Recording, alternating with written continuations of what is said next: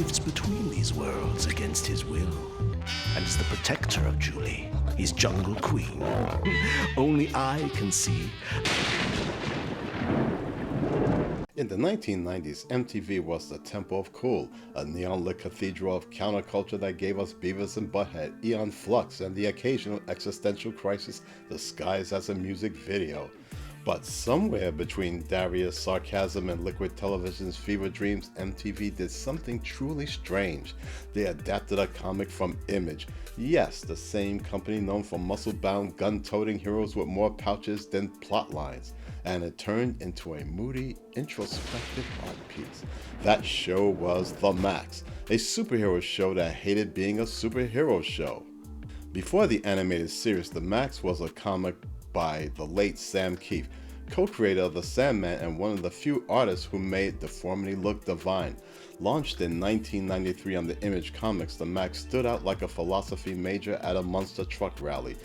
While Image was pumping out guns, gritted teeth, and extreme spelling, The Maxx was about trauma, duality, and mental health. Themes you would expect in the Vertigo comics, but not from the same imprint that gave us Youngblood. Kieth's storytelling was messy, abstract, and deeply personal, equal parts superhero satire and psychological case study. So, of course, MTV looked at this existential trip and said, hey, let's make a cartoon out of that. In the mid-90s, MTV was more than just music, it was about vibe. And part of that vibe was animation that looked like it was drawn during a breakdown.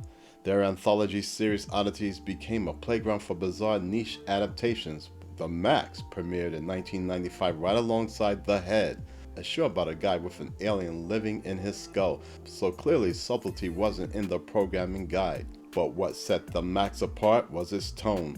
This wasn't absurdist comedy or cyberpunk shock art, no, it was introspective. Each episode felt like a therapy session hosted by Kafka and storyboarded by David Lynch. The show follows the Maxx, a hulking purple creature who lives in a cardboard box and believes he's the protector of a woman named Julie Winters, a social worker trapped between harsh reality and a fantastical realm called the Outback. But here's the shits and giggles part. It's never clear which world is real. Is the Maxx a superhero in a savage alternate universe or just a homeless man hallucinating his own redemption arc? And Julie, is she a victim, a savior, or both? The series' fidelity to Kieth's art created something haunting, part comic, part confessional, and all anxiety. Overall, it wasn't bad, it was just unmarketable. Kieth's vision proved that the superhero genre could be deeply personal, that under the armor there's vulnerability, that behind every mask there's pain, and maybe, just maybe, a little hope. And then there's Mr. Gone, a serial predator with a PhD in fraud, narrating half the show like your least favorite philosophy professor. The show occasionally jumps between reality and delusion, asking that age-old superhero question: what if Batman was just mentally unwell? Wink wink. It wasn't flashy, it wasn't MTV cool, but it was honest. Sam Kieth's grotesque expressionistic visuals clashed beautifully with Julie's poetic narration, making the show feel more like an illustrated diary than an action series. To its credit, MTV didn't water it down. In fact, they did the opposite. They animated Kieth's art directly from the comic panels. Most of the dialogue, pacing, and camera angles was ripped straight from the source material. The result, a haunting, semi-static motion comic that looked like a fever dream. And you've got one of the most psychologically dense storylines to ever air between commercials for Guess Jeans and Crystal Pepsi. Despite its cult following, The Maxx never stood a chance. It ran for only 13 episodes, the same number of times Image tried to make Spawn work on television. It wasn't canceled because it was bad, it was canceled because it wasn't marketable. So remember, this was the 90s.